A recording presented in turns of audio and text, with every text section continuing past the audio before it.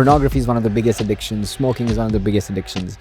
And they're so easy. There are a lot of misconceptions about dopamine. The biggest one being, Somebody who's been going to the gym for 6 months and somebody who's been smoking for 6 months, you can tell the person who's going to the gym is like, they have to put in a lot of effort every day. Why is it easier to get into the negative routines and cycles? what's likely happening is there's a massive dopamine spike. And then what happens is our brain goes like, ooh, whatever got me that spike must be good. Like, I'm going to make a note of it. Good habits or habits that are healthier, let's say, they involve some element of pleasure, but they might also involve elements of discomfort. Like, think about going to the gym. Yes, it's kind of fun. It releases endorphins, whatnot. But then there's also the annoying, there's the discomfort, there's pain, which obviously complicates the equation a bit. Not every high is equal. So talk to me more about emotional intelligence and why is it important today? For example, if I'm like angry all the time, putting a pair of red glasses on, like everything I'm going to see outside is going to feel red. And that's not because the world inherently is red. It's because I have glass which is like red tinted. As a neuroscientist, what's your take on therapy? There's a lot of neuro influencers that just make it seem as if this happens in the brain, therefore you should get this therapy. And that's just absolutely not the case. The reason why most of the time therapy is not working is because Is pain associated with dopamine? let me just add some more mind-blowing stuff to this conversation. What if I told you dopamine is not about pleasure and your inability to stay focused or stay long-term motivated is not your fault? It's your brain doing exactly what it's evolved to do. If you've ever wondered why is it so easy to scroll on your phone for hours and so hard to put in one strong hour of deep work, and you think that good habits are so hard to form while the bad habits are effortless, this episode will change how you think about yourself. Today, I'm sitting down with Sankalp Garud. He's an expert neuroscientist from Oxford, and he spent years meditating in India, and he even meditated with the Chinese monks to understand about Zen, happiness, fulfillment, pleasure, and pain. And then he spent a decade trying to understand the scientific reasoning behind it. Why do you think people should stay for the next 60 to 90 minutes? It's a big commitment from their lives. And I think there's going to be a lot of value in this video. But I just want you to summarize the message. Like, what do you think um, people will be able to take away from this meeting, from this conversation that, they could imply in their own lives? Sure. Yeah. I mean, first of all, thanks. Thanks for having me, Nikhil. It's lovely. And it's always a pleasure to have the opportunity to talk about the mind, the brain, and all of the fancy things that we all sort of run by. So now to answer your question, like why, like invest the 60, 90 minutes on the topics that we'll talk about. I think the way I think about it is really the mind is all we have.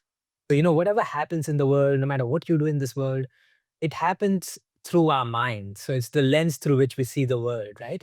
So no matter what happens in the external world, it has to pass through your mind. And so to not understand the mind is to ignore an important part of living itself. So, you could have all the success, all the pleasure, all the well-being in the world, but if your mind is not stable, then none of that matters. And so really it's the phrase I really like is the mind matters most. And obviously the brain and mind are interconnected, so it's only a consequence to study that. But at least for me, the reason I decided to spend a decade of my life to studying the mind was because I thought that happiness and suffering are the two most important things in the world. Everyone from like Aristotle, Buddha, to modern day psychology, AI, we're all talking about essentially welfare, happiness. And so it's been a question that humanity has been asking, not just me or you, for like ages. And so I think hopefully today we can talk about what the recent understanding of the mind and the brain is. So I think people will get the most up-to-date knowledge that we have in neuroscience, psychology, what have you. Yeah. I think just to add on, I definitely agree. I think that has been a question since, a long, long time. You would read like Marcus Aurelius meditations and you're like, oh, these guys were struggling with the same things 2000 years ago. But I think it is way more applicable now because I feel that with the advent of technology and in the phase we are in right now of the, AI and all the technology that we have, it's democratized. So if you can hack your mind, you can go from 0 to 100. Like everybody now knows, not at a personal level, but everybody knows very closely some people who have grown from nothing to absolute best within like 20 years. Earlier, it would take a few Mhm. generations. The family would have to do this, and you might need muscle, you might need contacts, you might need wealth. But now it is all shifting to just these four walls. This what you have within these four walls, and that's defining, your whole life and your next few generations. So I think you've been putting Mhm. some content out on making people understand about dopamine. I think there's a huge number of misconceptions that we have around dopamine. It's just become a more of a Gen Z term, or just like a term in the society today, that which kind of people relate to a high or like something exciting. That's what people say, that I want a dopamine hit. And everybody Mhm. kind of, it's surprising that this word, which is basically a very, very scientific term, has become such a populous terminology. And with that comes a lot of illusion around the words, or misrepresentations. So as a neuroscientist, could you explain the basics of dopamine, and could you explain what are the misconceptions around dopamine? Sure. Yeah, I mean, dopamine. First of all, I must say that I love the fact that at least it's something that people are paying attention to. And I think it's a win for all of us if we all pay attention to some science, because otherwise, what are we grounding ourselves in, right? There's nothing to ground ourselves in. So I think overall, it's a good idea and it's a good trend that people are focusing on the science and they care about what's actually happening in the brain. Now, as you said, having said that, there are a lot of misconceptions about dopamine that are floating around. Probably the biggest one being dopamine is a pleasure molecule. And as someone who does study the science of it as a, for a living, that I don't believe to be true. It's I think there's very little evidence to suggest that dopamine is indeed about pleasure. And, we can go into depth about why that might be the case, but just to give you like a hint of that, there are some experiments where they genetically engineer rodents. So they grow rodents so that they do not produce dopamine. So we know that this rodent does not have dopamine in them. And this rodent, you would expect that they don't want to go for pleasurable things. But what you find is quite the opposite. Despite not having dopamine present in their system, they will still go and, get their little treats. They would go for the sweet treats and so on. And so that suggests to us that, look, dopamine it's obviously an important molecule, but to think of it as a pleasure molecule is probably not correct because pleasure generally is quite intact, even in organisms which do not have dopamine. So I think that's like the biggest misconception that I see. And it's actually true even in like scientists alike, even like, I mean, obviously people who study dopamine directly may know the nuance, but if you just go a little bit one degree ahead, even they might think dopamine is about pleasure. Right. And so I think that's like the headline I would like to just, like convey that Yeah. there's very little we link between dopamine and pleasure itself. So tell me if my understanding is correct. So I Mhm. would have said that dopamine is seeking pleasure, and I think there's more emphasis on the seeking part than the pleasure. So could you talk more about like what it is actually? Like how can Yeah, a layman or a normal person understand this accurately? If you can put that into an example, that'd be great. of course, yes. So yes, you're right. There is a I think it's dopamine is much better put as a wanting molecule as opposed to a liking molecule. And indeed that's a distinction that it does make as well. It's more about wanting than it is about liking something. So I did talk about, how dopamine is not about pleasure. What I did not tell you is what it is about. And surprisingly, we know a lot about it, and it's one of the most well-studied molecules. And so if I were to like, if I were to give like one to it, I would say it's something to do with like, long-term motivation or learning decision making because what you learn is what you decide on later on.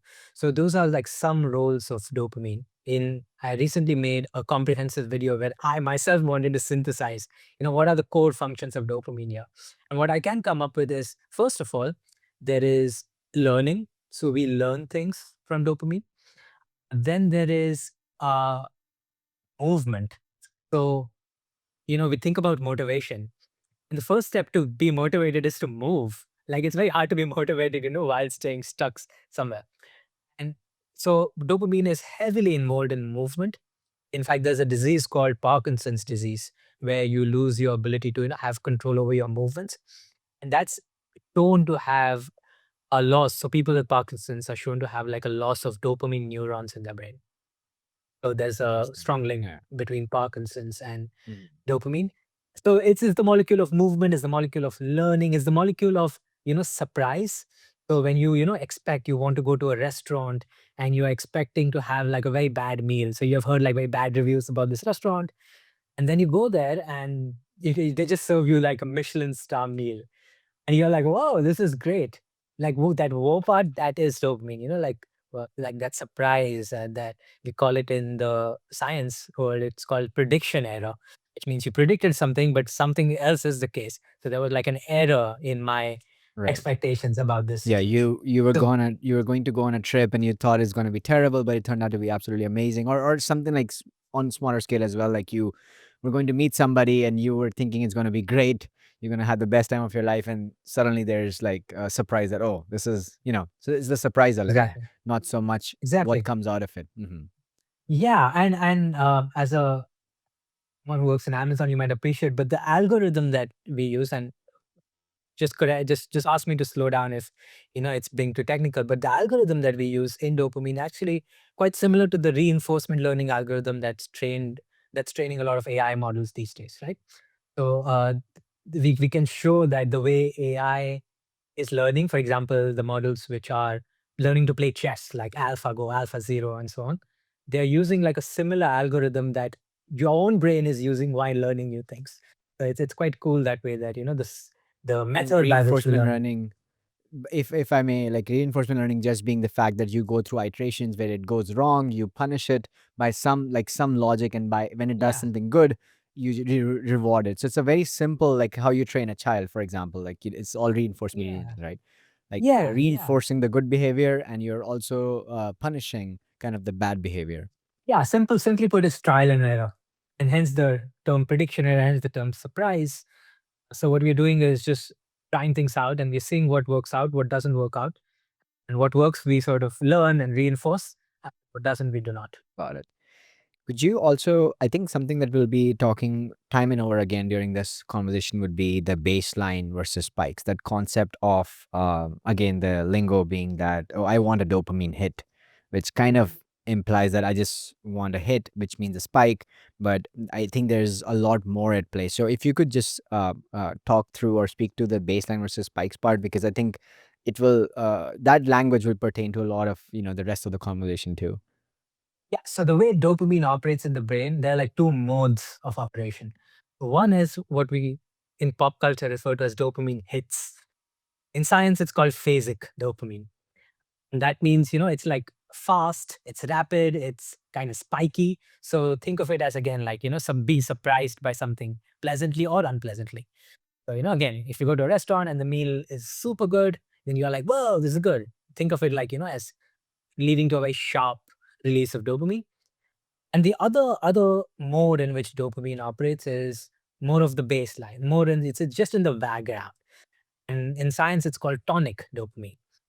And so what that is like is, think of it as like, like a refrigerator just going on in the background. It's just there, it's like humming around, and you sometimes don't even notice it, but it's there and it still adds to the noise floor of the room. And the moment you turn it off, you're like, whoa, something like, it's so much quiet now. So dopamine does operate in both of these modes. And at any point, they're both present and active. So if I had to say, like, the baseline would be something that a regular day, Monday to Tuesday, and nothing's too surprising. The traffic's okay to work, your work is okay, you don't have a fight with your spouse, like everything's okay. And that's kind of your baseline dopamine coming into play. But those are those surprising moments. You get in an accident, or you see an accident, or something happens to your family, or something happens at work. That's when you get those spikes. So those are the two different phases, but they're both important and in parallel. Is that correct? Correct. And they may also do different things. That's the so first of all, any molecule in the brain, it never does one thing. And so we're still figuring it out, that what is the baseline stuff doing, what is the phasic stuff doing, and how is it connected. But one thing that I did not say is, we also care about the context, right? Like, so for example, if you meet someone in a bar versus if you meet someone in a workplace, even though it might be the same person, you're going to form different connections with this person, right? And so clearly, there's something about the brain that's keeping track of the context, keeping track of the environment. And so the tonic part, the baseline part, apart from the movement and the energy, the vigor stuff we discussed, one thing that it also seems to be doing is keeping track of this context, this environment, this background that you're in. Got it. That makes sense. And I think I wanted to ask you, like, so I think we're talking about some of the things, and while I was thinking about like dopamine and just like this movement, like motivation, I think is still a more philosophical terms, and we could get deeper into what motivation means. But movement, that's the most, you would study back in fifth grade or fourth grade, like movement is one of the most fundamental things to like being decided as an animal, and those whole concept of like movement. So talk to me about like why are certain like good habits, for example, are really hard to form, and whereas some of the like things like movement and things like the getting up early, it could be contextualized, as you said, like it could be you just delivering very high results, doing good work, studying for your grades in school. It could be any of those good things that we intrinsically know that this is what we should be doing. But then it is, I find it like very easy to adopt the bad habits. So things like for example scrolling, or like pornography is one of the biggest addictions, smoking is one of the biggest addictions, and they're so easy. I think you can't really compare the two, like somebody who's been going to the gym for 6 months and somebody who's been smoking for 6 months. You can tell the person who's going to the gym is like they have to put in a lot of effort every day. So why are those like, why is there a negative bias, or more like easier to get into the negative routines and cycles versus forming the positive ones?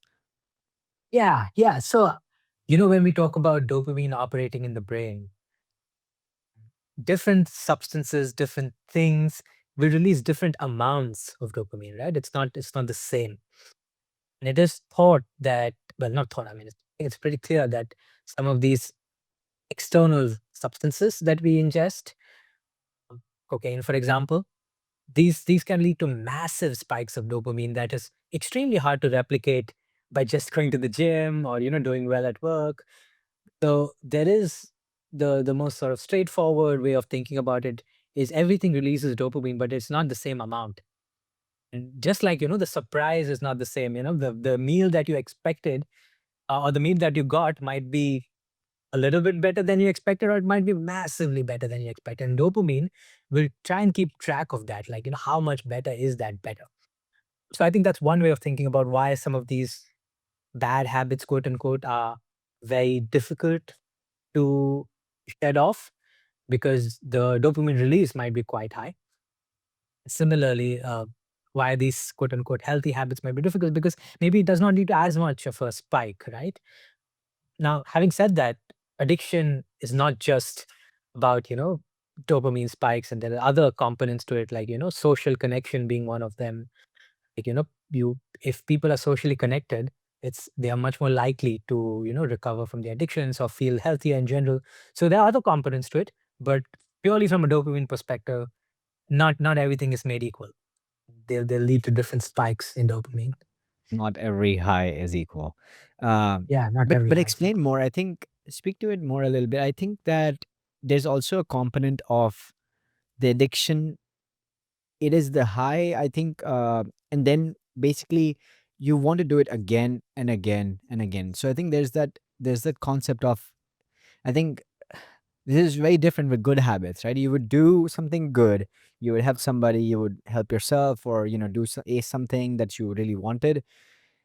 You necessarily don't feel after that I want to do it again, because you're like, oh, that was tough, Yeah. or whatever, that conversation was heavy, or that gym session was tiring. You necessarily don't feel, I mean, there's a little bit more inclination, but compared to the negative sides of like, smoking a cigarette, or like, first time watching porn, or first time like doing cocaine, like those things are, you could think you would, they're itchy. Like you think about them much more. So talk to me about like how does dopamine work? For example, when you get that high and then it comes down, and then what happens? Yeah, yeah. So Yeah. So in cases of like substances where it's not pornography, let's say, or something that's extremely addictive, what's likely happening is there's a massive dopamine spike, And then what happens is our brain goes like, ooh, whatever got me that spike must be good. Like, I'm going to make a note of it. And of course, none of this necessarily is conscious. But what's happening is you're forming a model of the world. You're forming a belief that this thing, whatever the action that I did, that is rewarding. Let's do that again. Versus some other action that I did is not very rewarding. So let's not do that again. So you can actually show that the parts of the brain that keep track of the value of object. And value here defined as the rewarding component of it. So Right. so there are so you will see dopamine neurons and what's called the nucleus accumbens, which is a small region of the brain which is slightly just behind the front of the brain. It's in a region called the striatum. And here you would see that there are neurons that are maintaining the value of different Mm. objects, how rewarding they are, and how conversely how not rewarding they are. I think that's what's happening in the case of big spikes of dopamine. On the other hand, we talk about good habits or habits that are healthier, let's say. Normally, these habits are not as straightforward. They involve some element of pleasure, but they might also involve elements of discomfort. Like think about going to the gym. Yes, Right. it's kind of fun. It releases endorphins, whatnot, but it's also kind of difficult. I'm lifting heavy things and my back could break. Mm. And the next day, I'm going to feel sore. And if I do it long enough, then I'm going to feel really bad. And then I have to take rest. So you see, there's so much discomfort involved in it as well. Right. So I think there is on the healthier side, there's obviously the pleasure bit of it. There's the hedonic nice feeling of it, but then there's also the annoying, there's the discomfort, there's the Yeah. pain, which obviously complicates the equation a bit. So it's almost like a mental model, right? This is very interesting. I think that this is like if you're getting a cheap hit, is most likely going to be harmful. Most likely. If it's a Yeah. cheap hit that you just reach out your hand, you can, find a cigarette, or if you can, all the negative things, like if it's like so easily accessible, like if cocaine was, for example, really, really hard to find, for example, then I Mhm. think people would, like, even people who would be more susceptible to addictions, they'd be like, oh, damn, like I have to, call up 100 people and spend maybe like, Yeah. 20,000 rupees to get one hit. Then you already Yeah. are kind of seeing the effort that will go in, similar to like going to the gym, right? Like you're like, oh, damn, like I have to take out 1 hour drive there. So, okay. So if it's most likely, that could be a good mental model. Like if it's something a cheap hit, then most likely it's negative and you should be avoiding it. Yeah, I think that's fair to say that's generally true. And I like what you said about, there is different aspects of a thing that you're comparing. How much time does it take? How much effort is it? And so on. And this is I love this part because what we also know is there's a lot of value comparisons that happen, right? Like you're always evaluating which option is better, which option is worse, how much effort does an option take, and all of these dopamine circuits, which are deep inside the brain, they're connected to the front part of your brains. And these front parts of the brain are, like your executive decision makers.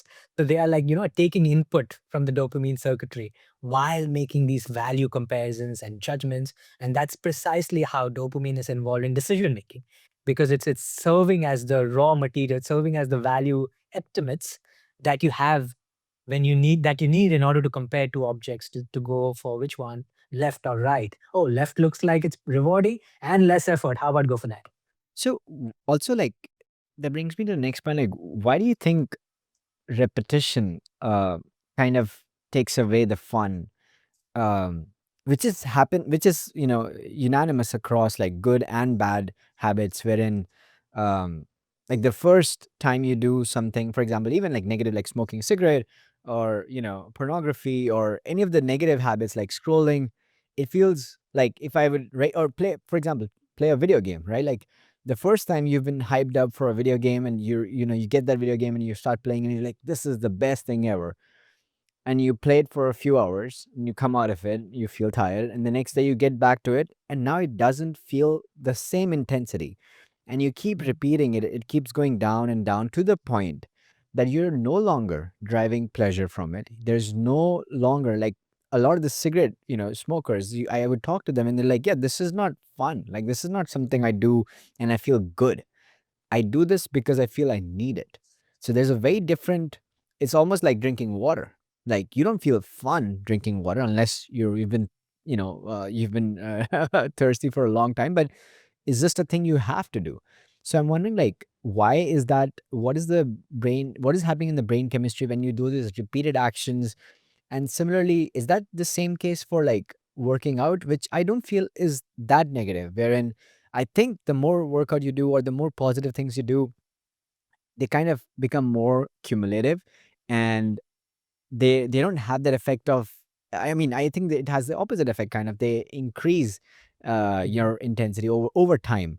So talk to me about what's happening in the brain during those repetitive behavior actions from people. Yeah, I mean, great question. And why does your sensation of going for something decrease with time? And so this is also a very good argument for why dopamine is not simply for pleasure, or maybe not even at all for pleasure. And this is this idea that in the beginning we talked about surprise, prediction error, the scientific word for it. That that is more close to what dopamine is tracking than the reward itself.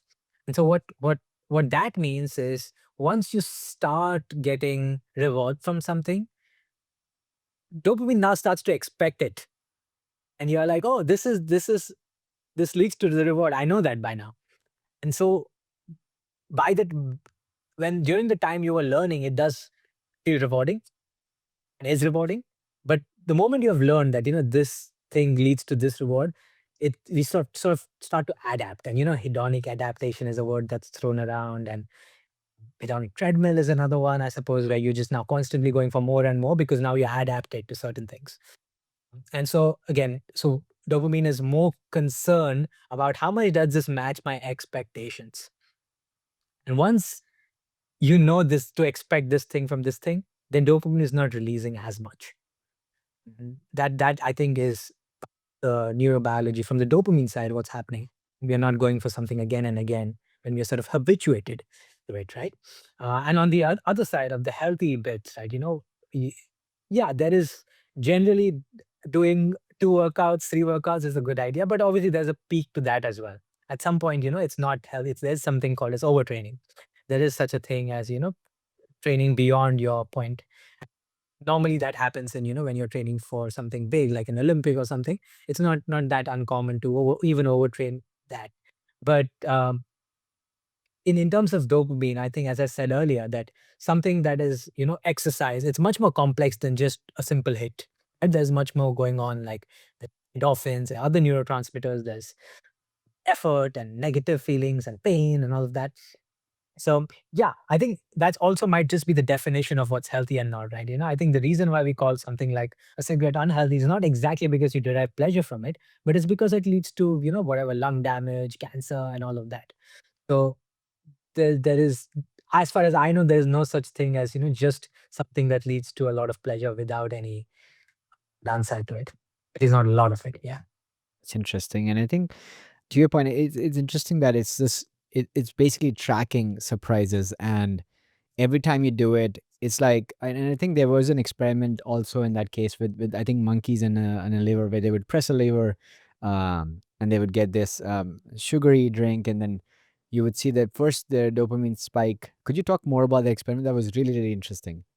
Yes. Yes. So this is one of the most, I think what you're referring to is one of the most famous dopamine experiments.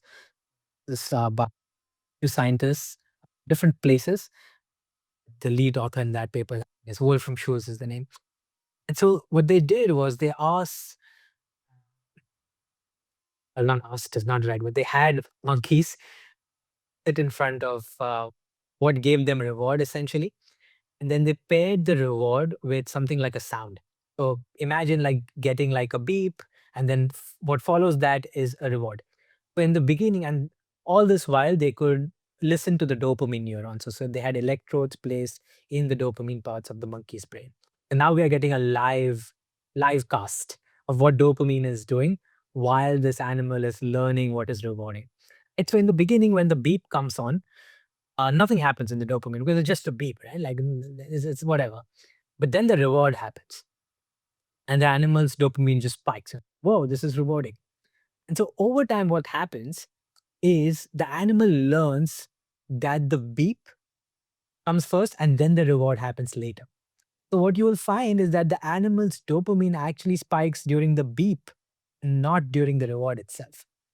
And so what we see is happening is there's learning that has happened.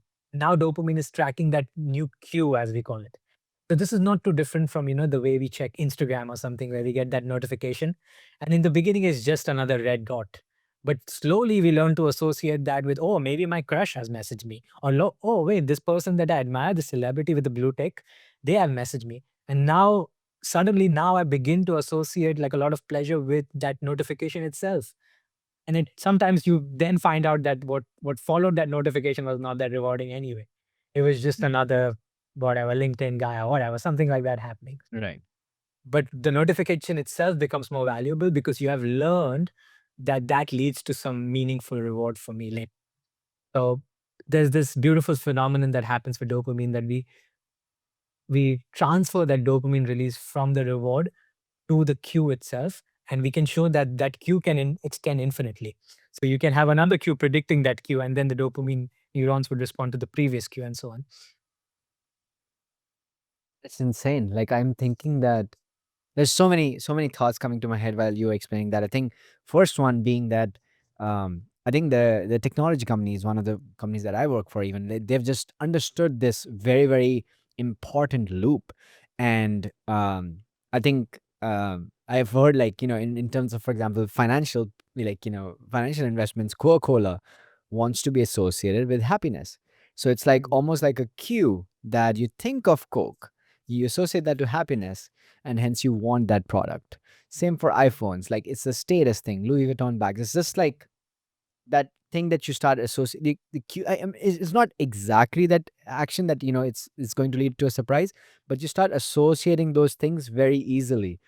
And I feel the same way about like those notifications. The the companies want to give you that surprise. For example, like they would want people to click on those, so because they want more people to spend time on the apps, they need to master this aspect of surprise. Because if every time the notification comes and it's the same positive thing, your friend, you got a friend request, then it will get very very easily boring. Because in a way, if you're the same kind of people are sending you requests, then there's nothing exciting. Probably that's why LinkedIn is not as exciting as these other social apps, because the the surprises there are way more, there's way more dimensions to the surprises versus some of the more professional settings. And that makes sense. The other thing that was going through my mind was, what if you could hack it positively? what if you what if you start building, like, with, for example, the positive habits? And I'm just taking an example for the gym. I mean, I should use more gym for sure, but in what I'm trying to say, like, what if you start rewiring your brain? And I think I have some questions later on that. But what if you start rewiring your brain into something positive that is working out, and you start associating it to, okay, every morning I'm going to go work out, and then you start having those positive feelings. Now waking up is a cue to go to the gym, and you're waking up and you're feeling that excitement. So that's very interesting, that I think if you start doing whatever you like in the first part of the day, then kind of you can hack your brain into just waking up and just feeling, wow, like, and now I know what comes next. So that's pretty, Yeah, it's pretty cool. yeah, absolutely. So I think to speak to your earlier point about the Coke first, Coca-Cola, um, I think so. One way to think about dopamine is it's calculating like what are the moves I can play on this chessboard that eventually leads to a reward. So it doesn't have to be the next move immediately. So think of it as playing chess. Sometimes you play moves that are defensive, that don't lead to an immediate reward, sometimes even sacrifice your pieces. So if you were just taking that snapshot, you would be like, oh, this is a horrible move. But when you now look at the game as a whole, that move served me to win the game, right? Right. And so what dopamine is doing is calculating, making this brilliant calculation of what is the future reward, like what is the sum of the reward that I'm going to get if you combine everything. And so I think that's the thing that's happening. And same when we talk about Coca-Cola or branding, what's happening is people are trying to make that sequential connection that once you drink Coke, what you want in life will happen. So there's that sequence that you want to sort of go for. And so that's what effectively branding is. Like it's creating associations with the hope that what lies at the end of that sequence of associations is something that I want. It's something that I like. It's something that's rewarding. Interesting. Yeah, that's super interesting. And I think can we just double down on the addictions and the like Hmm. the addiction loops that happen in modern life? And I mean addictions just not in terms of those severe addictions, but also things like procrastination, things Yeah. like lack of motivation, and you have to do something and you're just feeling I'll just do it another day. And whereas some days you're like, okay, I'm just gonna conquer the world. Like sometimes you get a Mm. coffee, and like that happens with me a lot. I'm not a big coffee drinker, and I try to trick it in this way that I don't drink coffee every day because I know there's a surprise coming, and I try to hack it like in some Mhm. smaller ways. And I know some days I have coffee, and I'm like, I can do anything, Mm. and I'm like, where? And I question myself, where did that energy come from? Like that, you were Mhm. just so. So I'm trying to understand like what are those some of the addiction loops and how can people break those by understanding how their mind works? And I'm trying to think more about like first describe. I think you've described quite in some details before on the loop of this addiction, but also like how can people break out of it? And because I see a lot of people like motivation, I think they're just seeking motivation outside. They're waiting for something to happen externally so that they can change their internal action, which is fair, but you're now, completely out of control. You're basing something on luck. But how can people understand this and change the way, their procrastination and just general laziness or some of the harmful addictions also, like, they could overcome those? Oh, yeah, great question. I think the first thing to say is like, it's useful to understand the neuroscience. You're talking about the Right. algorithm of dopamine. What's the rule dopamine is falling? But then it's another step now. How do you put this into action? And this is where it gets more of an art than it becomes a science. That's why you need doctors in terms of extreme addictions. Like if it were just like straightforward what to do, then you would not need that clinician in between, right? That's where you need the context of the person. Like, did this person have it easy in life or is there like they have challenging circumstances? So, before I just blurt out some advice, it's useful to just think about it as an individual level decision that you might even want to consult a professional for if it's bad enough or whatever. Now, having said all of those caveats, my personal on a personal level, what I do is I like this distinction of intrinsic and extrinsic motivation. Think about it like motivation that's self generated versus the motivation that is coming from the outside world. Think about it as like either you're going for, outside motivation like drugs or money or coffee or whatever that external reinforcer is, or you're going for internal things like satisfaction or this feeling of achievement that I get or this feeling of autonomy that I have and so on. And so it's normally what external things will lead to that bigger dopamine boost and that kind of thing. But as you said, these things are not always in our control. And so, what do we do when these things do not give us the reward? I worked super hard, but I did not get the money. I did not get the client. I did not make the sale. I did not get the date. Now what? And if you're simply reliant on these external things, then you're also at the mercy of circumstance. Whereas if you think about it as, I did a difficult thing and that in itself is valuable. Whoa, now a lot of things suddenly are in my control. Now suddenly I'm even able to make sense of the discomfort, able to make sense of the pain, effort, and all of the costs that often come with pursuing anything that's meaningful. And the failure and the rejection, which again is it's very common, right? If you're pursuing anything worth pursuing. So I like to switch my drivers, my motivating drivers from extrinsic drivers to intrinsic drivers. And that does not mean you completely ditch the extrinsic. Of course, it's great to have a morning cup of coffee to give yourself a bit of a boost. It's great to, like have make some money or, go on a very romantic, beautiful date and whatnot. And let's not ignore the intrinsic ones as well. And I think that's where sometimes we lack. It's like we don't have enough of those intrinsic things in a compass, and we are purely driven by these extrinsic things. And sometimes they're not in our control. So it feels bad when we don't get what we want. Right. I think that's a very interesting point that you put in, and that's why I definitely call that's something that appealed to me a lot, and I think I've been on that journey for the last few years, and that's why this channel is called Inner Scorecard because I do Mm, feel that um, there's a balance between what mm, you have externally, which is more often than not easily measurable, the outer things. And I think I did want to ask some questions about just measurement of, dopamine and things like that, like, because I feel that things that get measured get done. Like that's the saying in the corporate world. But I'm wondering, like, how do you understand? Like, this is so hard that all the internal things that you do, all the internal work that you do, nobody can notice it in the short term. I think there is big benefits for it in the longer term, and there's that delayed gratification effect of doing the intrinsic work. But how? What are your some of the mechanisms to switch?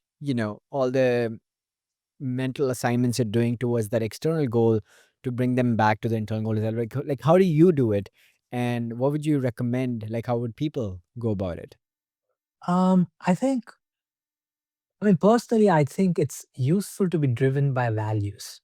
We talked about values, and it's kind of bit of a boring talk, like value. But I think you said right, the inner compass, the inner scorecard, and to have those inner scorecard, you need to know what matters to you. And, we can all do the lazy work of oh, this is what society thinks is important, or I've been told that's important, but then that's not inner anymore.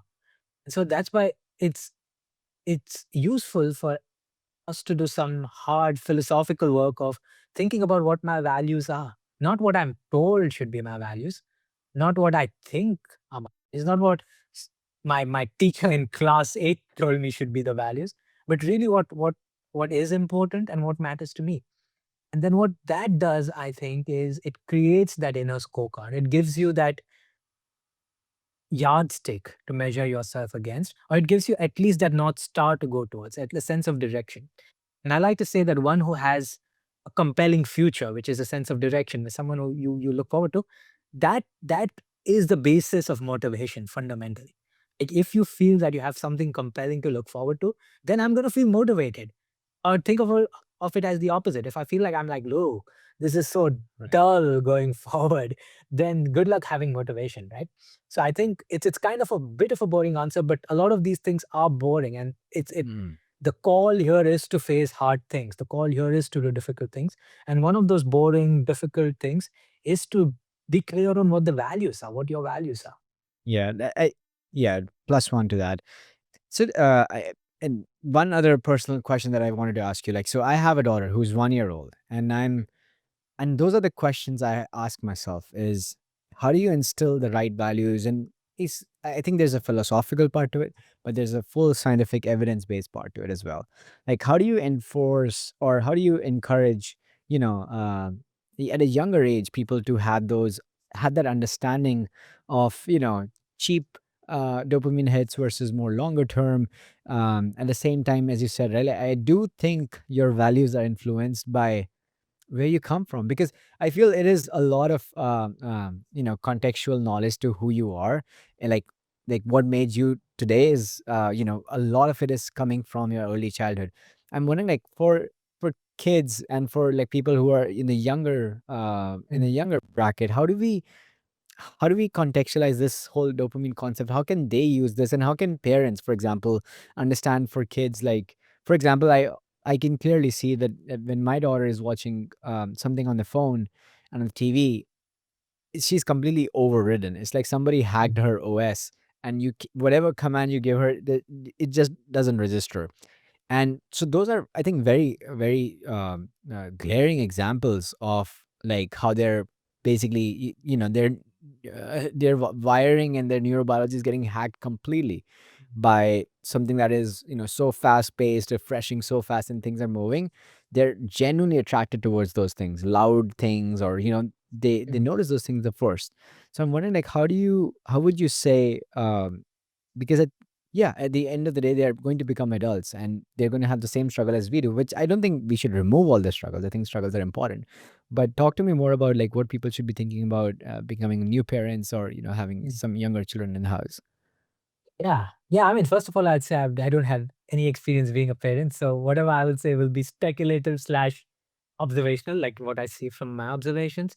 But I think my sure the primary thing I would focus on in this sort of situation where we're talking about someone else, be it a daughter or be it a friend who's younger or like a mentee of sorts, is showing by doing, rather than, like, I think a lot of us get into this trap of, let me lecture you into what should be the values.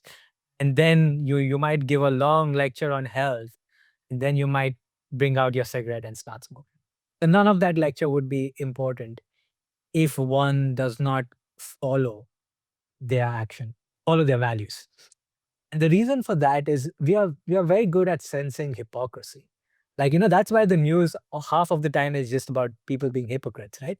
And we are also hypocrites, most of us, all of us, to some extent or the other. But it's the one who recognize that and try to correct that discrepancy. I think that's where the largest impact is made on others. When others see that, look, you are actually a man or a woman of your words. You're doing things in accordance with your values. You're not just talking about health, but you're actually going to the gym 3, 4 times a week.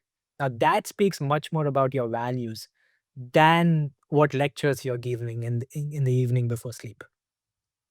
And the other reason for that also is, even if you have genuinely a value, let's again say health, that doesn't mean that if you're not doing it, that doesn't mean you understand how to be healthy itself. So there's the mechanics of it, which is, yeah, I can all the time think about health is good, but if I don't know how to face the discomfort of eating healthy meals consistently, I have no clue what this is. But are you seeing fireworks around my Yeah. photo? How did that happen? That is that is I think we are getting some dopamine hits from Apple. This is funny. I've never seen that. It's hilarious. It's hilarious. I think it's the reactions which have turned it off. But well, dopamine. Um, but where was I? Yes, I was just saying, if it's very easy to say things, but you have to do things. If you want to instill that value, say, of health, then you have to do health. And then that will also show whoever is observing that you not only understand your value, but you also understand the cost sticking to that value. The cost of sticking to health often might be, eating meals that are not as fireworks as we just saw, or eating or going to the gym, which is not always going to be pleasurable, especially when you're, towards the end of your sort of cycle. Your fatigue accumulates with time, right? And so towards the end, it's kind of not very pleasant. Right. So doing is I think my in sort of high here. Yeah, and I think also it's interesting that you said that the hypocrisy detection is like really ingrained. Is there any evolutionary basis for that? Do you know?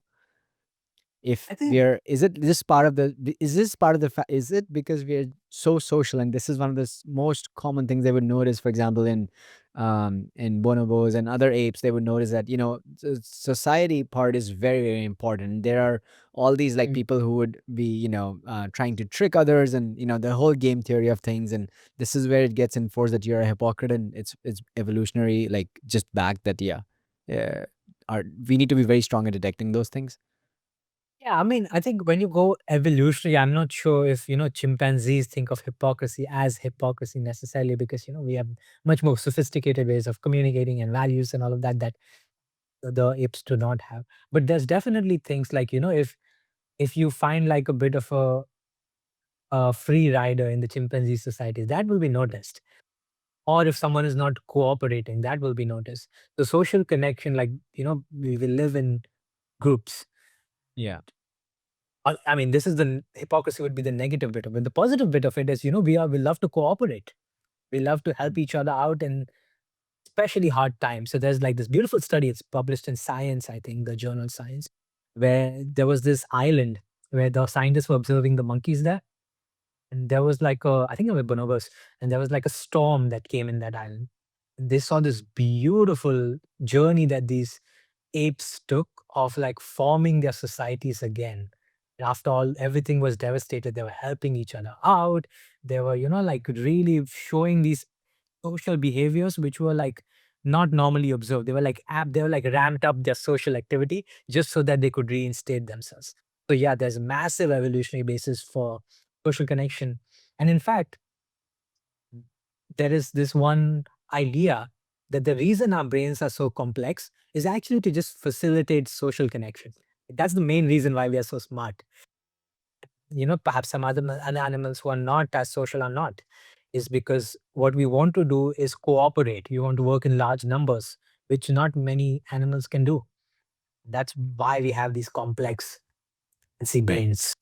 Yeah, and I think that's what I was reading some study as well that, up till a certain count of people in your network, you can have those one-to-one relationships. And I think the number is maybe 50 or 200. I'm just like, guessing, but after that limit, you start losing like severely. There's an exponential drop in like your ability to connect because now it's just too many. So I agree. I think it has expanded over time, especially now that you would have like so many people like get, and that's why maybe it's so overwhelming these days because it's just tons of loads of information and you just a tap away. And yeah, that's very interesting. And was that one of the studies from Robert Sapolsky? That's something, I think he's an expert on bonobos and he spent a lot of time in Africa, and that's somebody I follow for. Yeah, suppose I don't think this particular study was from him, but in general, yes, of course, he's a renowned just working in these areas. Is also is pain associated with dopamine? Is there some component that, for example, um, for example, the monkeys experiment you were saying, wherein if they don't get it, if they're tapping or they're hearing the sound, and they're not getting the reward anymore after that third stage of like, is there pain associated with? Is like is Could you translate that for normal day to day and laymen like us? Like, what's the connection between pain and dopamine? Yeah, so let me just add some more mind blowing stuff to this conversation. So you would expect that dopamine, if dopamine were about pleasure, which we've talked about why it's not, but if that were true, you would assume that dopamine, the loss of dopamine would be related to pain, right? Like so, dopamine, if you experience pain, it should lead to a reduction in dopamine. But what happens quite often is actually the opposite. Dopamine also increases when you're in pain. And so that's another reason to think that dopamine might not be a pleasure molecule, is because there are experiments that show that if you even have painful stimulus, that also leads to a release of dopamine. Not always, but quite often. And you could think of behaviors in Mm, which we harm ourselves, like self-harm being a key sort of phrase here. interesting. So basically, you Mhm. start, and it's what you would hear, right? People kind of start enjoying the self harm. Yeah, yeah. And again, I mean, it's so because it's a mental health topic, it's wise to Yeah, not like be a little careful about what the experience might be because we don't know. Like right. it's a very tricky, difficult situation to be in. But yeah, pain has shown to be linked to an increase But in even those dopamine. In fact, smaller things, right? I mean, I'm not talking about the severe self harms, but for example, mm, picking the slivers like out of your skin, they hurt. And then I think I've yeah, noticed that you could become very comfortable with it, yeah, even like cracking your knuckles. Like they're yeah, cracking your knuckle is like, I mean, there's different aspects to it, but those painful things also start becoming enjoy. Is it all because it's surprise? Because like it's associated with something negative happened, that was, oh, surprise. And now you want that feeling of surprise again, no matter if it's good or yeah. bad. Yeah, and that is one thing, and also would like to like take us back and think big picture. Like the brain is not just dopamine, right? So there's other things going on. Perhaps Right. part of it is pleasure coming from somewhere, maybe not dopamine, and maybe dopamine is tracking the surprise. It's tracking maybe just the novelty of the situation, the Mhm. the curiosity of it. So there's so many things going on in the brain at one time. It's almost impossible to disentangle everything there. But yeah, I'm pretty sure surprise component of it. There's also like just to sort of close the loop on the loss of dopamine. So when the monkeys in the original experiment, they also did this thing where they stopped giving them the reward after the cue. So we talked about what happens when you get the reward, right? After the cue. But when you stop giving the reward, dopamine does suppress, so it goes down. So the activity in the dopamine neuron goes below baseline, and that is suggesting some sort of a unlearning effect, which is like now I need to learn that there is no reward that follows this cue. And in terms of breaking her addiction, be it day to day or otherwise, perhaps that is the mechanism. Like we have to unlearn this association we have made between things. It's Interesting. this might involve some pain in the process, Could you discomfort. uh, talk to me about the breaking part? I think that's very interesting. Mhm. Is I know we have to be very careful when we go to like some of the serious mental illnesses, and I think to your point, it seems like um, loss of dopamine or no surprises kind of leads to pain, but also is that something that happens in depression, for example? that you would often hear people who are depressed, they don't want to move, which is, Mm. and again, the movement is dopamine related. Now, that aspect, and also basically, is that why moving will prevent or kind of help reduce depression, which is the opposite. You can do you can flip it around and make movement to either reduce or stay away from depression. Talk to me more about like how, so it's very interesting that how dopamine is kind of connected to, I mean, all the major associations we're talking, like all the major feelings and emotions that we are talking, like which, comprise a human. And dopamine seems to be playing part in all of these. Yeah, absolutely. So on the point of like mental health and depression, movement, the role of movement. So when we talk about mental health, and this is, not to again downplay anyone's experience, but just from purely research point of view, like it's not well established that depression in itself is a thing. Like not in the terms of obviously the experiences there, people are unwell, but what I mean is the category of depression is not like a biological category necessarily. Now, the symptoms are obviously real, right? The lack of movement, the lack of feeling pleasure. So that's called anhedonia, lack of movement, called apathy or anenergia, which is lack of energy. This is fancy Greek words, but these are different symptoms. But the fact that we cluster these symptoms together and call it depression, that's more of a convention than it is like a biological category.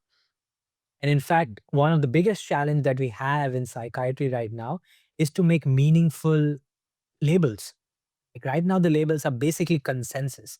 And the reason why we know these are not good labels is because oftentimes psychiatrists would disagree on what the right label for the situation is. So if you go to psychiatrist A and present some symptoms, they might say, oh, you're depressed. But if you go to psychiatrist B, now they might say that, oh, you actually have anxiety. And you go to C, they might give something else. And obviously, that's the problem, right? Because we don't want our diagnosis to shape shift that much. And this is again not to say anything against psychiatrists either, because that's a hard field to work in, given how little we know about the brain and mental health. So, And how little we can measure, right? Like exactly. without any, you go to a doctor and like, I'm feeling this way. Okay. Yep. What scale? So yeah, Yeah. please carry on. Yeah. Yeah. So if you look at the history of diagnoses, the first diagnosis in mental health ever made was sane and insane. That was the diagnostic criterion. And now with Mhm. historically we've improved on it, but it's still fundamentally the same process that people are sitting in a room and deciding what should be the categories. And this is something that I'm working in, and what does the future of psychiatry look like? And we think it has a lot to do with, we look at the real brain data, we look at Right. real phenotypes as we call them, and see what are the better partitions to be made. So oftentimes the reason why psychiatry fails so often, the medications or therapy or whatnot, is because sometimes we are just not starting in the right place. We just don't have the right category figured out first. So treatment is like a second thing, right? If we don't even know the category, Right. what are we going to treat? Right. And now just to link it to everything else you were saying earlier about, movement and how with the point I was trying to make it, perhaps the symptoms associated with movement is a fundamentally different illness than symptoms associated with pleasure, than symptoms associated with other things that we just call depression as one thing. Then different things might work for different types of these depressions. And so, as you said, yeah, movement can be a great prescription for someone who has movement related symptoms, but perhaps not as much who has mostly mood related symptoms, right? So, yeah. And also, I mean, just like I've been saying earlier, there are other molecules, remember, right? It's not just this. So there are the endorphins, for example, which are, you can think of them as body's natural painkillers. We know that endorphins are released when you exercise. So naturally, that should help, bad mood and things like that. Right. Yeah. Interesting. And I think coming to this, the earlier part that we were talking about on, raising and maintaining the dopamine baselines and or for a longer term, I think that is Mm. the harder part. And I also feel that we are, as humans and as animals, we are kind of at a disadvantage when it comes to longer term, um, which is interesting because most of the life in itself is based on next day or today, right? Like even more so of next hour, rather than, Mhm. oh, 10 years and you put this effort. You like c- like looking back, like if a human age, an average age was like 20 years old or 30 years old, average lifespan, you can't really think decades ahead, right? Like so it's more of a recent phenomenon where people are starting to live longer. Now, why I'm bringing this up is I feel that it's easy to get into those hedonic activities because they're pleasurable today. And Mhm. someone recently asked me this question, which got me thinking. They're saying that why do people give up so easily? Why is there such a big difference? Why is there such volatility when it comes to um, like successful people who would, for example, give any task, they would just stay at it no matter what their performance might be, but they would, uh, spend a lot more time doing either the physical or mental, like any of those constraints. And you would put an average person, like quote unquote unsuccessful people, and they would give up very easily. So I think there's Mhm. something in the rewiring of the brain that you could do to associate more rewards or happiness with that longer term goal, which will not happen today, will not happen tomorrow. And you might have to just blind yourself to those into these outputs that you're getting in the middle term, so you can have that more holistic and long term effect. Same with relationships, right? Like I feel that like for example, like solid relationships are built over decades, and relationships are ruined over hours, over a text. So that there's a lot of imbalance when it comes to, for the long term versus something on the shorter term. I'm wondering, like, how do people like hack this and basically start associating more positiveness with the long term inputs rather than just, shorter term. Yeah, yeah. I mean, unfortunately, I don't think there's any like science to, just do this and do that. As we said, this gets more into the art territory, but I do coach a number of clients one on one, a small number.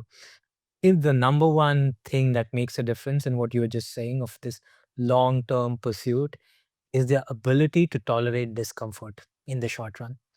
So, the basic tendency of the mind is to approach something that is fun slash pleasurable and avoid something that is unpleasurable, discomfortable, uncomfortable.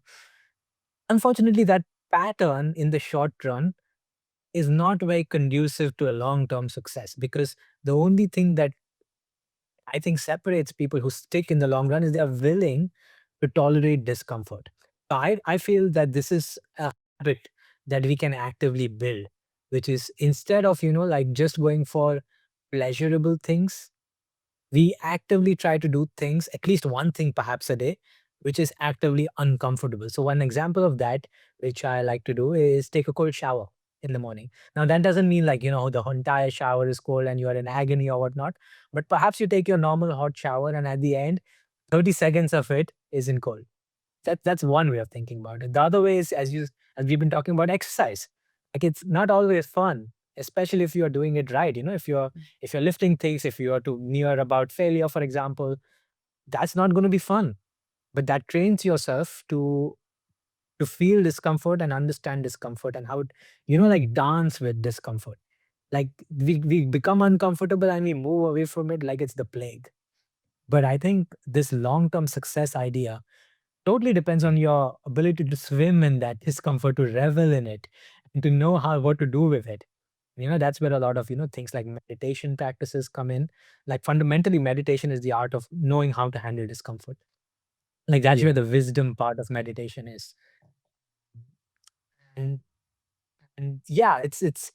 I think if you learn to navigate discomfort and to befriend discomfort, I think it's a superpower. Do you think we can make effort feel rewarding? Like, do you think it's possible to rewire your brain into, like, there's a concept of like willfully going through the discomfort, which I agree. And I think still people would think, the audience might think, I have to have some negative things in life to sustain, and without negatives there's no positive.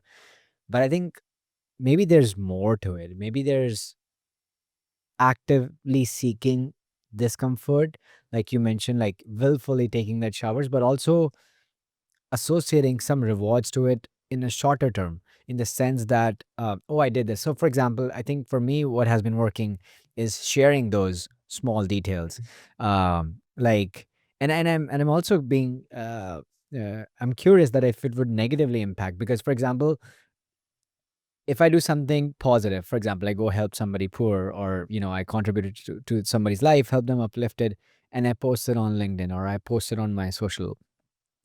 Now I'm wondering that could, hack my brain into like, oh, the posting is the fun part. So you just start minimizing the effort that you put in and you start posting. Well, I'm just taking an example here, but I'm just wondering like how can we make the effort feel more rewarding, and hence like take those more strenuous tasks in life and keep them sustaining. Great questions. So, as you said, like there is that hack, as you said, that you just layer something which is rewarding, and then therefore you make the unrewarding thing pleasurable.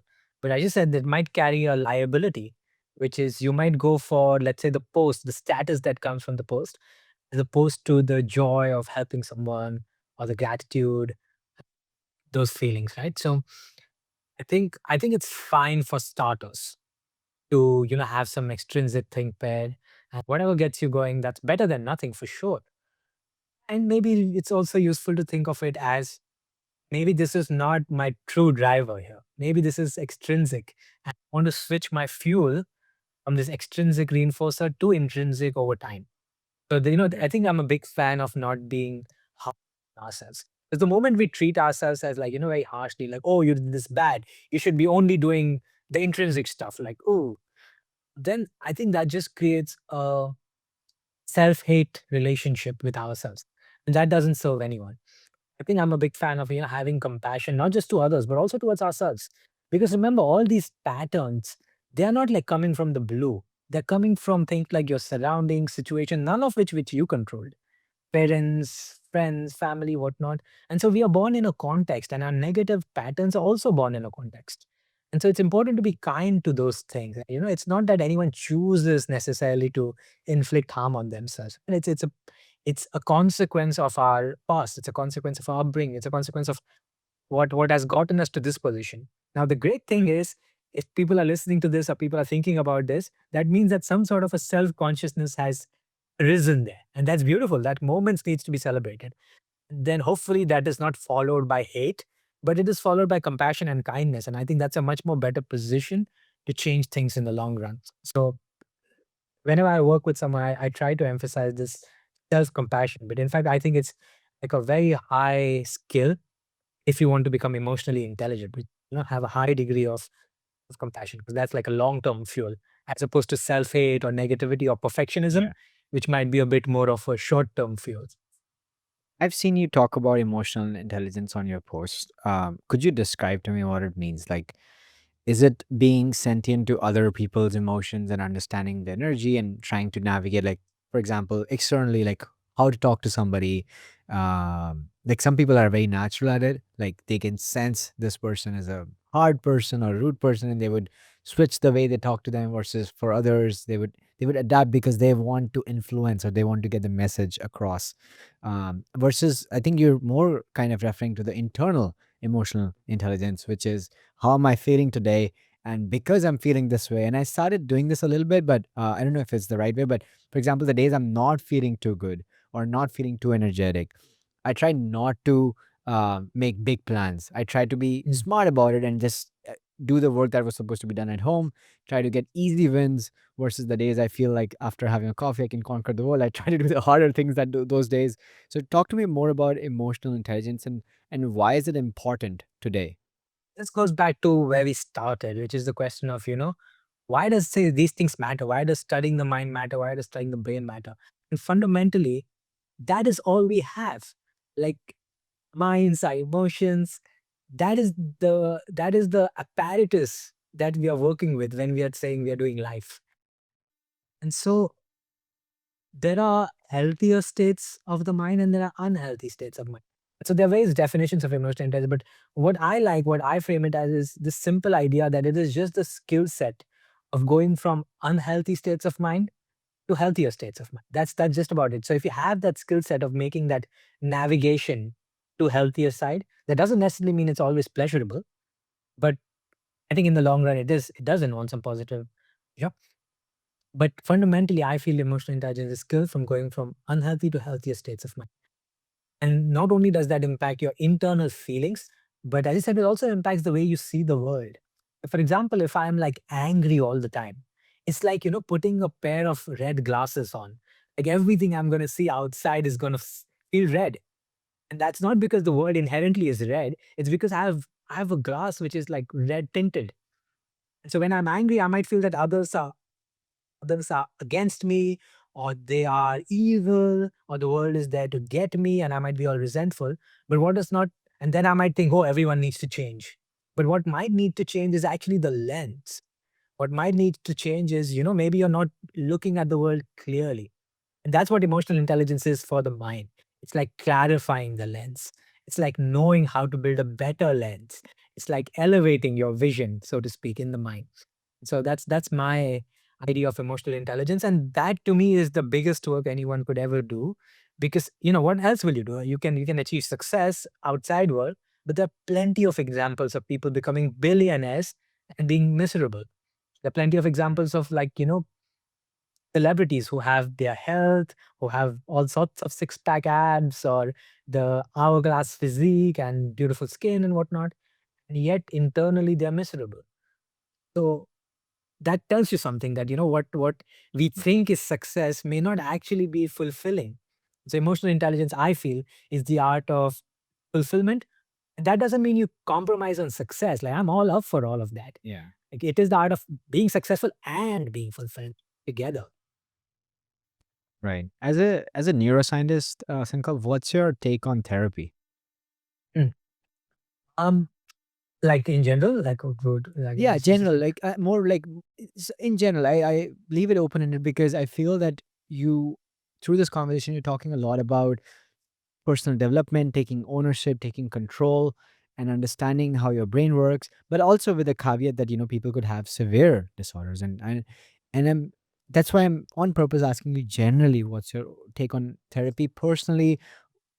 In what cases, like personally to your friends or to your family or to yourself, when would you go for therapy versus when you would say that this is something I should be owning rather than taking help? That's something I Yeah, personally yeah, struggle with.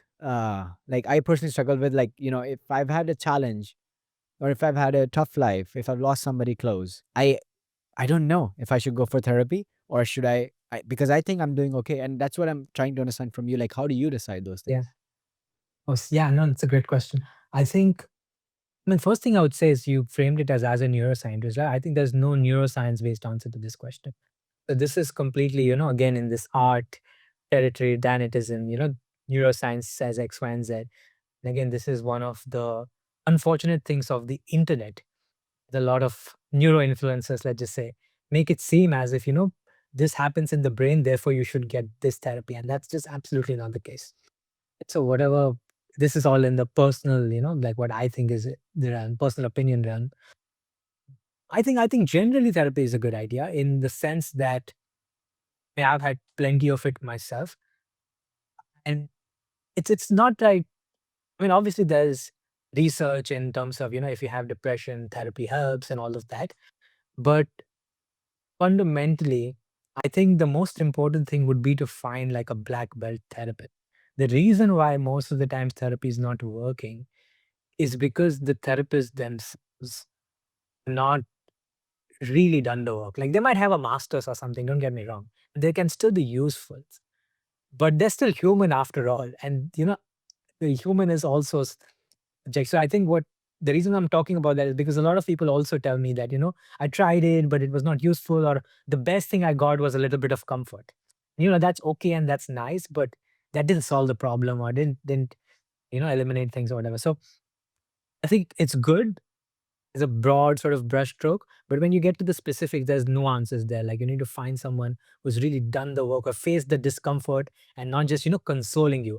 Because this goes to the earlier point of hypocrisy, right? Like if you're just sensing that this person is just saying nice things, If I don't, but it's if not I don't fast. understand you, if I've not been through those things, Yeah, right? Like if I'm, for example, like I'm just talking out loud, like, and again, I think this is a good conversation because you're somebody who's gone through therapies and you are right in that field, more or less. Like, I know neuroscience is not equal to therapy, but you are understanding the brain yourself and you've taken therapies yourself. I'm somebody who's never been to a therapist, but I have great friendships, and my conversations sometimes like this go on for hours and hours, and it helps me feel better. But at the same time, I feel that if I go to a therapist, and then, for example, I'm dealing with loss of my mother, and they've never lost anybody, I just find a conflict of interest or conflict of compatibility, right? Like, Mm. how can maybe they can. I mean, I'm not saying that all black belt therapists have to lose their mothers for them to be able to guide me. But if they've never had a sense of personal loss, then I think it's really hard for them to understand what I'm going through, to be there and to tell me what how can come out of it, versus a general brushstroke saying that these are the 10 things you should be doing, or hearing me out on, which is partially helpful, right? You feel better, but is that true? You think that that applies? Like, does it make sense what I just said? Yeah, yeah, it does. It does. And definitely relatability is a big of, who you might seek help with, right? A lot of people who come to me are, I had a lot of, social challenges growing up. A lot of people who come to me have that sort of social anxiety and they're like, oh, how do you speak in front of a camera this well? And like, oh, let me tell you, let me show you the path, that kind of thing. So yes, of course, there's a lot of that. And I would also add the caveat that, as you said, not you won't find anyone with exactly the same life circumstances as you do, right? Because as you said, I mean, I'm sorry to hear of the and you people might just be like, "Oh, I have this, and then I'm also, let's say, Indian." And let's say and then you can string Right. those ants together, and then there's no person Impossible. in the world Yeah. who's you, right? So I think there's also the reason why I'm able to talk about emotional intelligence is because there are principles. The reason why we are able to Right. talk about dopamine is because there are principles. The mind works a certain way, and you don't necessarily need to have the exact same blueprint of the experience. So there's Yeah. something called as wisdom. That's the key thing you're looking for with wisdom, not exactly shared experience. Because you can have a shared experience, but you might have dealt with it very horribly. And so, would you Right. rather go to this person who has dealt with the shared experience horribly, or would you go to someone who does not have the shared experience, but in general knows the principles, knows how to be wise? I Right. think it's more useful to err on the side of the latter. Yeah. That makes sense. And so, talk to me about I think therapy seems like one of those important areas which you can add to your toolkit, your Mm, armor. Talk to me about other practical protocols and kind of the routines and environments. I think that's something that you also researched on, is the social environment, and how mm, people are like kind of in the how many friend requests they get and how dense the networks are. There was a study that is done by you, but talk to me mm. more about from like the average people who are listening to this conversation, like how can they rewire themselves and take away things from this conversation and apply it to their lives? And I think you left a lot of details on finding your inner scorecard, like trying to figure out what your values are. But talk to me about some of the practical protocols that have research backing that this will definitely help you, and these things you should avoid. Is that something that you could talk about? Yeah, yeah. So you mean like what are the steps that you could do to, like, what is the practical bits of it to Yeah, enhance your yeah. emotional? I think if you could maybe either summarize from the conversation that we've had previously, or maybe come up with Mhm, new ones which are more around the effect of like understanding from all the learnings we've had on this conversation on around, like those dopamine spikes, that you don't want them to be happening too often, and it's a matter of mhm. surprise, and you don't want like an external drug or an external activity to be hijacking it completely. That is such a huge spike that you've never had in your life, so you keep seeking it, and then at the same time trying to modify it into more long term approach, and making sure that it is more sustainable and helps you grow. Yeah, yeah. So I think the way I the place I like to start with is to do a little bit of an audit on where you are. And this includes your environment. A lot of times we forget about the environment, like we've been talking about, internal things. But sometimes, it's very hard to do so if you're living in a state where there's war going on. Like you might be also like a biggest self-help junkie in this world, but if you do not know, if you're not in this right environment, then that self-help is not going to bloom and the environment is always going to, have the bigger say in things. So it includes looking at your environment. Like, is the environment you're in conducive to your growth, or is it not conducive to your growth? And then there is indeed the other things we talked about, which is values. So we go broad, and then we try to come in and in. So now we were in the environment, now we come internal. Now we talked about our values. And in fact, before that, there's also the step of social connection. Like, social connection is super important for our well-being. We didn't talk too much about it today, but we have seen in research that people who are more socially connected, which is to say they have more friends or deeper friendships, better relationships, they live much longer, they have fewer health problems in life, and so on. So there's a lot going on there in that aspect. And then there is, again, we come one layer internal, and that's where the layer of your body and your health. So we want to maintain our health, we want to eat well, we want to exercise and whatnot. So that all is wonderful. And that's more of the physiology bit, right? And to link it to the dopamine discussion, you can eat foods that increase dopamine. Like, dopamine comes from your food. Not a lot of people realize that. Like, there's no such thing as dopamine in the food you eat, but the raw materials for dopamine are in the proteins that you eat. And anytime you drink protein, you're drinking the raw materials needed to um, create dopamine in your brain. And so, same, I mean, that you don't have to drink protein shake. Of course, it could be regular protein, eat, have taken to food and whatnot. So, just to speak on the dopamine part, that's where the dopamine is coming from. It's not coming from nowhere. um, and then once we come to that layer of health, of course, sleep and stuff is quite important for brain health there. So in general, brain health is a big thing. Then underneath that layer is the layer of emotions. It's the layer of not emotion in terms of, oh, I'm so cozy. How can I not like the energy down kind of emotion, but the wisdom. It's the clarity of thought. It's the values. It's am I kind to myself, or am I beating myself down? Am I hating myself? Do I have low self esteem? Or am I showing up with power? Do I believe that I have like presence, and am I a gift to this world?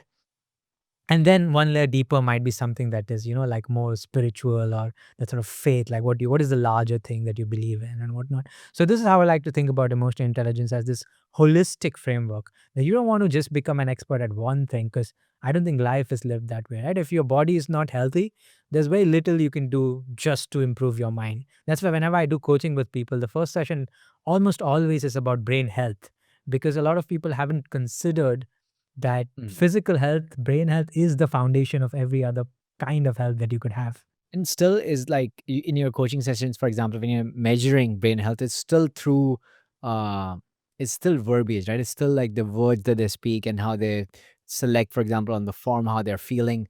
There's still no measurements, right? At current stage. It's a good point. So there are measurements, but they're not necessarily brain health measurements. So there are, like, for example, a lot of mental health illnesses have standardized questionnaires that you can give people. So there are some measure. I've also created some which are not as well researched, but they are created by me because I think those suits my sort of work profile or clients the best.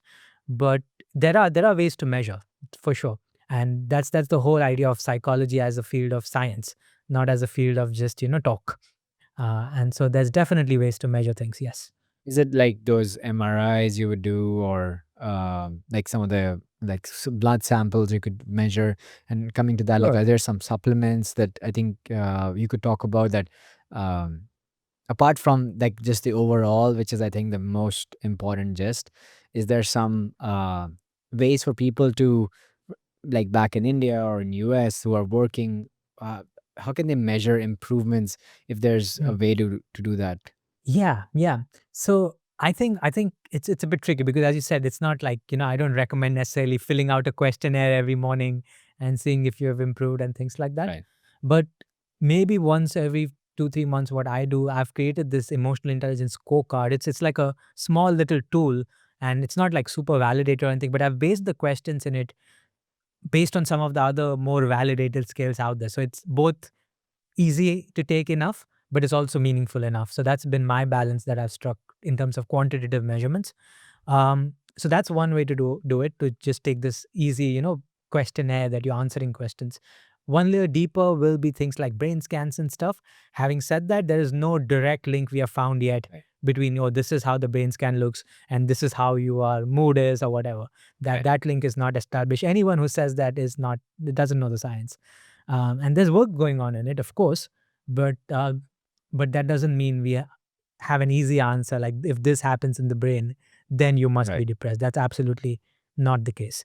And the brain scans are very good if your problem is a more physiological problem, something like Parkinson's, as we said, which we can see, in the brain. There's like degradation of Parkinson's related neurons, dopamine related neurons, and so on. So those kind of things brain scans tend to be good at.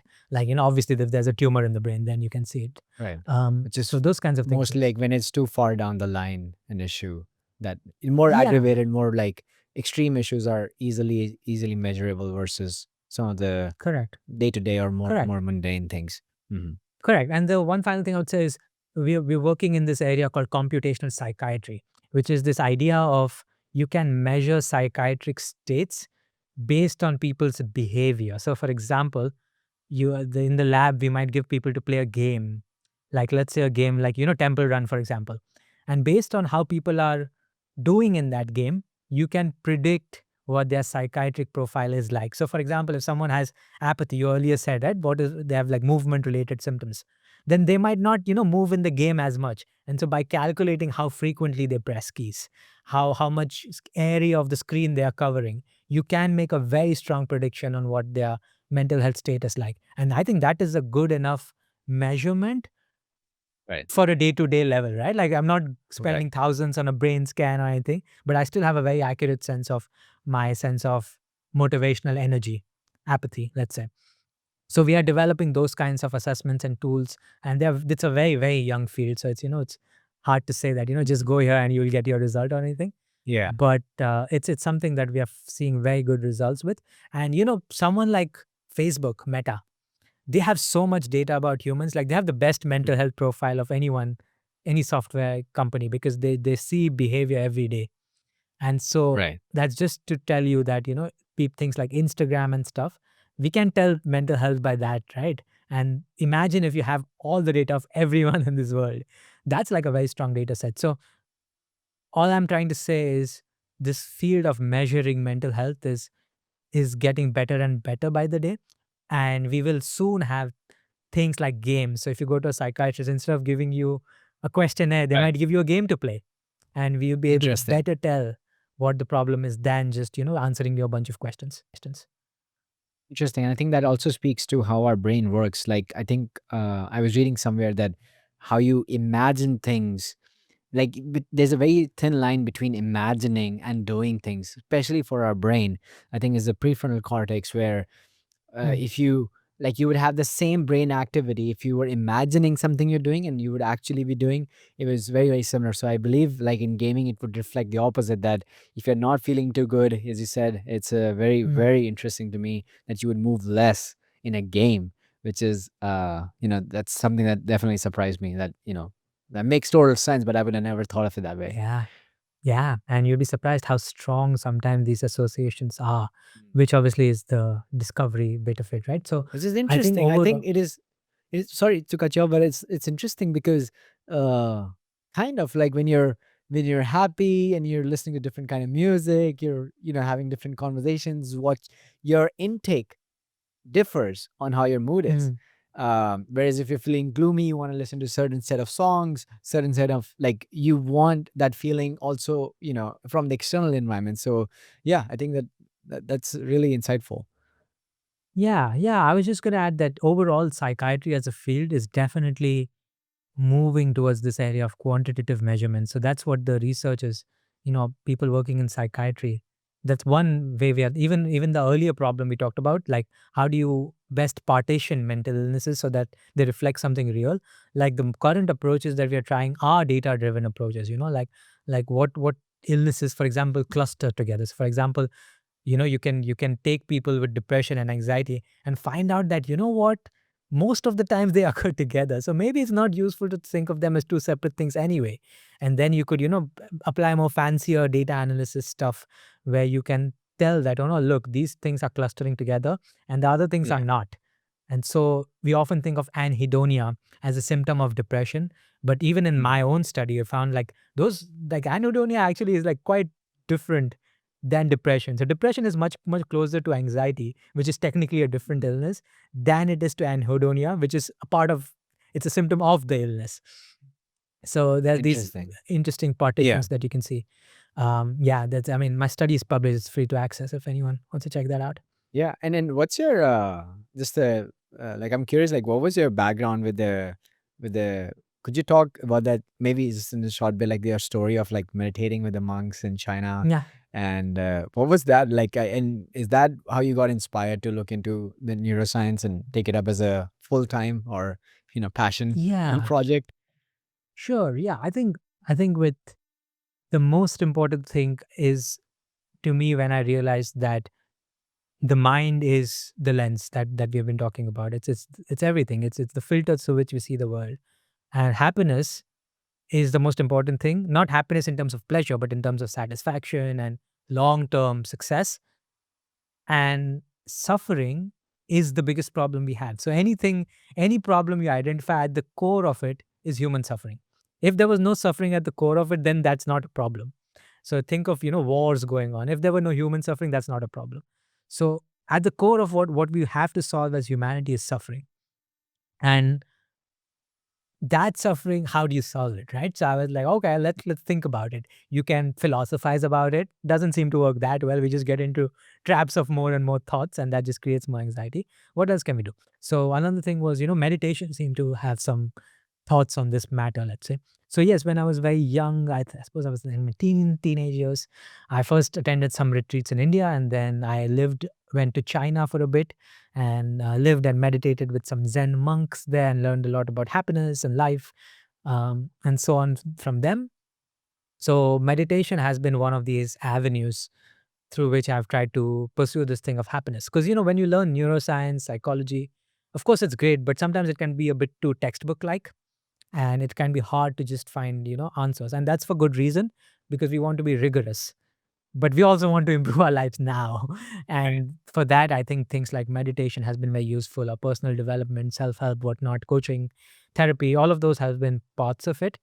But yeah, I would attribute a lot of my interest in this area to starting Yeah. out learning about the mind through meditation and self-help and whatnot. Yeah, absolutely. I think also I feel just meditating is just you're going through a lot of suffering in that half an hour, 1 hour when you're sitting, and it just trains your brain to reject those huge need for dopamine hits to have a Hmm. happy and content life.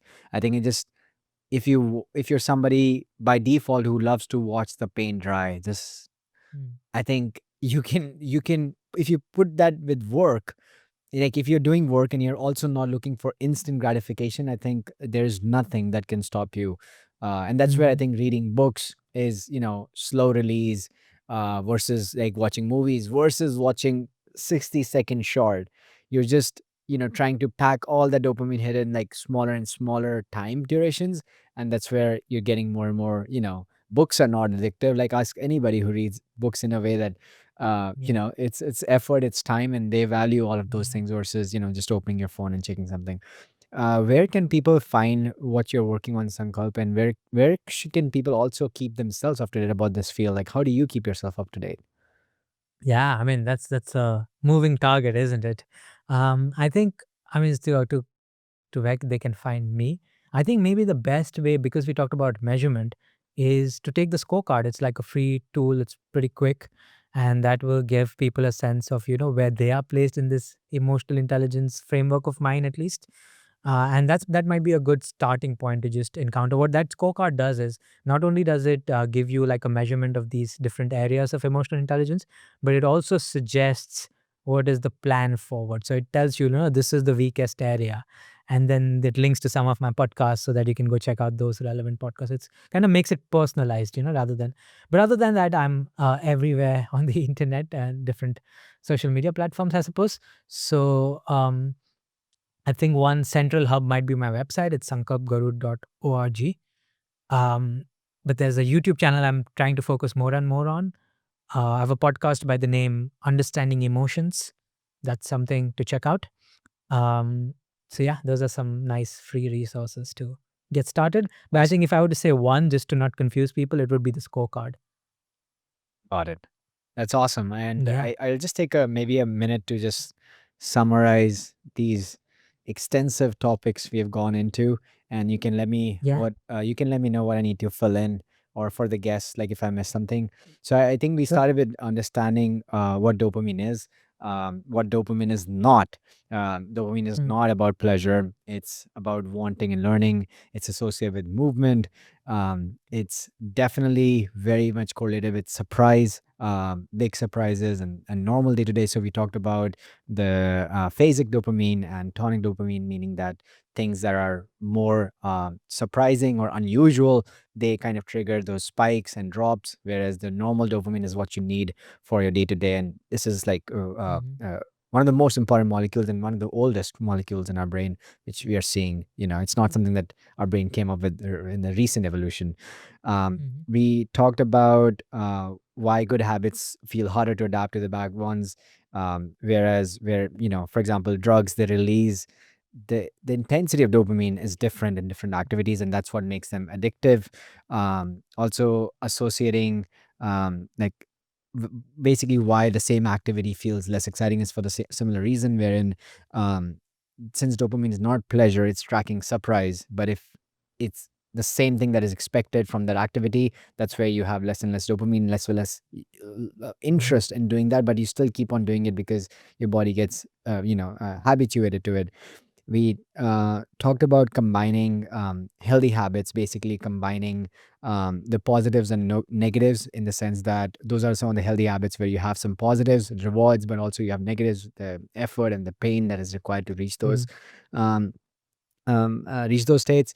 Then we spoke about addiction in modern life, and we spoke about how to overcome those using the mm, intrinsic versus extrinsic background, wherein your intrinsic could be your inner values, your character, your traits, and mm, extrinsic are those like easily measurable outcomes such as money, titles, and fame, and for the external world to see. So mm, making a balance of those two things can help you really overcome addictions and not get into those addictions. And then um, we spoke about actually raising kids, like how in kids, like you can control their interests by, or their dopamine hits and things like that, by showing them how things are to be done rather than telling them what to do. And we talked about how the brains have evolved so much because almost like being social is equivalent to being smart, and that's mm, why you need more brain.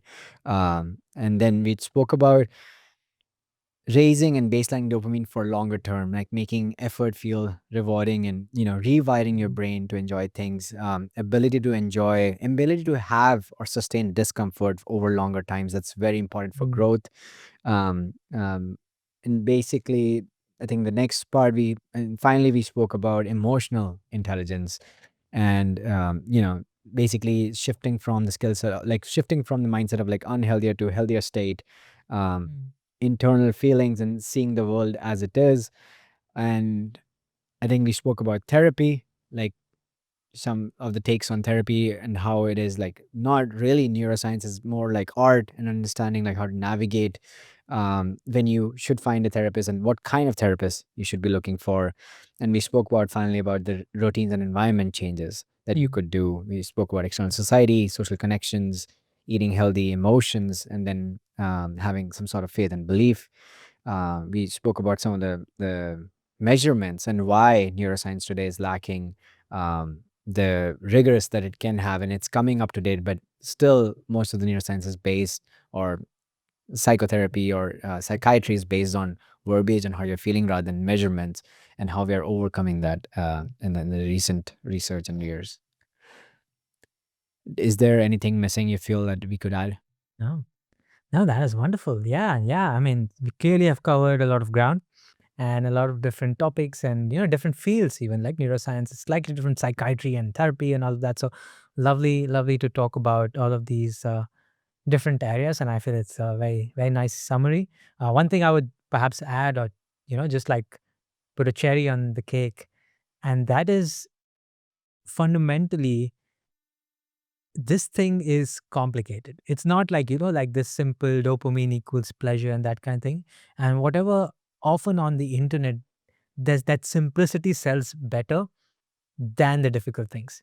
But if we were to find the truth, if we were to understand the truth, we have to get our hands dirty a little bit. Now, Right. I'm not saying you need to like do a PhD or know the latest science or anything like that, but also at the same time being, you know, Mhm. willing to engage with the science. And a lot of people do it, but Right. as I said, it is we are getting into a TikTok era, right? And it's not possible to Right. convey the real science there. So I would just invite everyone to, like develop that habit of discomfort, facing those hard things, learning about those things. And I think ultimately those are quite rewarding. Awesome. Thank you, Sankalp, for your time. I really appreciate you, man, for showing up, and I'm loving what you're putting out there and what your intentions are. I'm, I'm rooting for you, and anything that I can do, let me know. Thank you so much. Likewise. Thanks for having me on. Thanks, Sankalp. Take care. Thank you so much for listening in today's conversation with Dr. Sankalp Garud. If you took away anything from this conversation, I want you to please go subscribe, like, and comment, and share with somebody who could use this. I learned so much. There were so many different experiments and takeaways that I personally took away from this conversation. And my favorite was understanding that how little we know about between these four walls, what is happening, how little are we able to measure it, and what can we do to work on those internal things that are not influenced by the external, and how your dopamine can be reprogrammed to help you succeed in life, to do those things that you've been procrastinating to do. Thank you so much. I really appreciate you for spending that 60, 90 minutes on this episode, and it really means a lot to me. Take care. See you another time.